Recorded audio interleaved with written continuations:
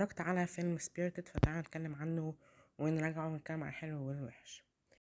فيلم سبيريتد فيلم بيتكلم عن مجموعة من الأرواح اللي بتكون كل سنة بتختار شخص من العالم بتاعنا، ويبتدي ان هما يصلحوا الصفات السيئة اللي فيه، يخلوه شخص مختلف وشخص أحسن بكتير.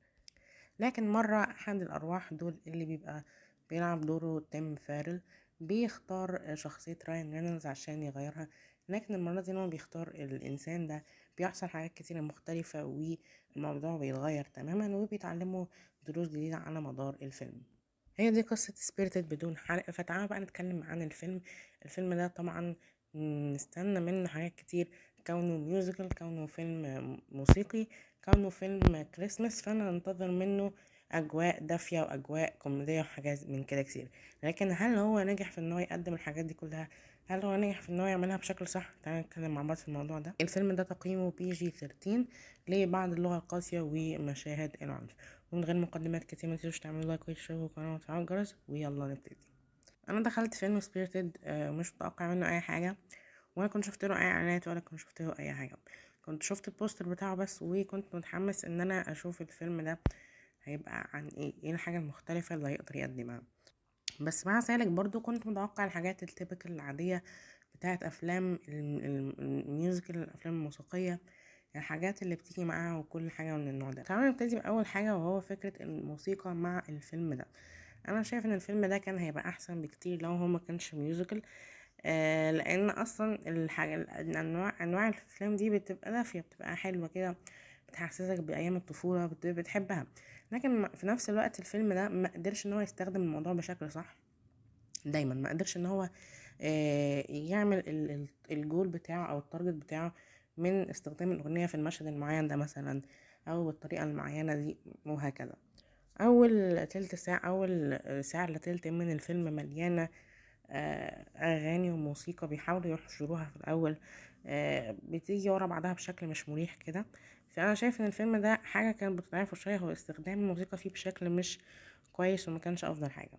بس ده برضو مش معناه ان كان في مشاهد مع الموسيقى دي كانت بتبقى مشاهد دافية وحلوة ومبهجة، لكن أغلبية الوقت الموضوع ما كانش بيبقى أفضل حاجة.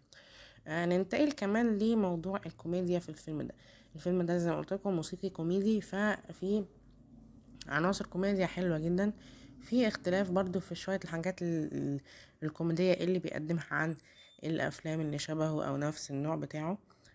وانا عن نفسي انبسطت من الكوميديا اللي موجوده في الفيلم ده. مش شرط انك هتضحك طبعا على كل حاجه، لكن هتلاقي ان في حاجات حلوه كانت بتحاول على الاقل انها تقدم حاجه كويسه، تقدم لحظات كوميديه حلوه.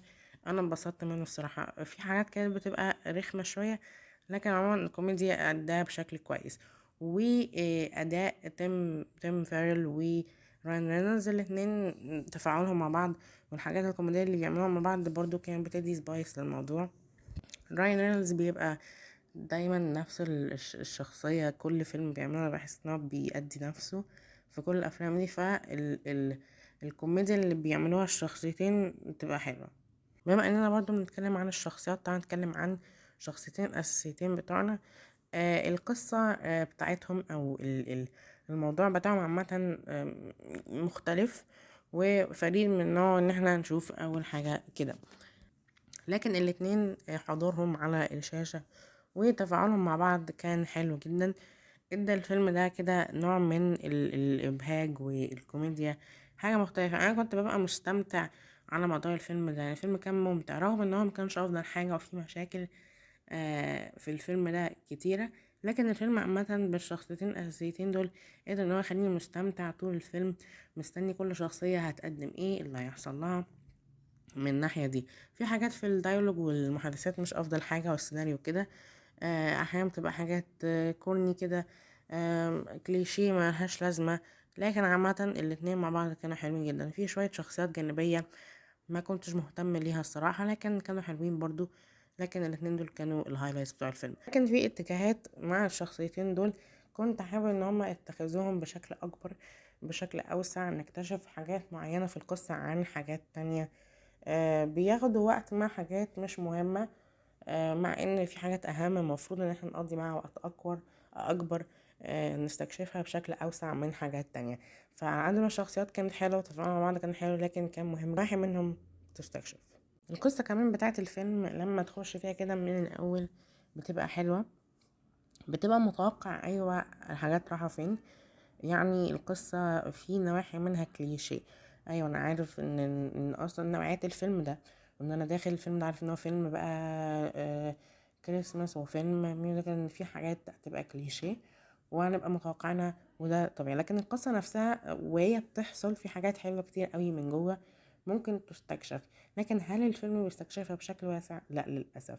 في حاجات كتيرة ممكن حلوة تطلع من الفيلم، من القصة، حاجات كتيرة تخلي في سيكونسز أو مشاهد في الفيلم تتعمل بدل المشاهد التانية زي ما قلت بتستكشف واحنا مش عايزينها، احنا عايزين حاجات تانية يقضوا معاها وقت أطول.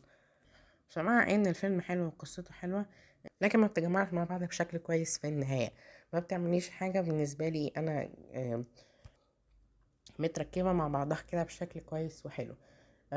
في دوافع وفي طموح كده من القصة دي، لكن للأسف مش بيودوها في الطريق الصح، وبيخلوها ماشية الطريق الكلاسيكي الكليشيه اللي احنا متعودين عليه، مع انك ممكن تبقى مختلفة.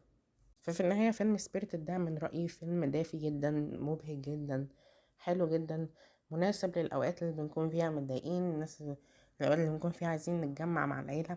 يعني شايف ان الفيلم ده زي ده ممكن تتفرجوا كده فيه مع اخواتكم، مع عيلتكم وبس، يعني مرة واحدة كده نتفرج عليه، يبقى حاجة مبهجة، لكن مش فيلم يعلم معاك، وبالتأكيد مش فيلم هتحب انك ترجع تتفرج عليه كتير. مش لان هو وحش، لان هو مش في حاجة مختلفة او يونيك عن اي حاجة تانية. انا اديله 6/10. بس ده كان فيديو النهارده، اتمنى يكون الفيديو عجبكم. لو عجبكم متنسوش تعملوا لايك وتشتركوا في القناه وتفعلوا الجرس، وتكتبوا لي رايكم في الفيلم ده لو شفتوه، حابين ان انا اتكلم عن افلام ايه تاني.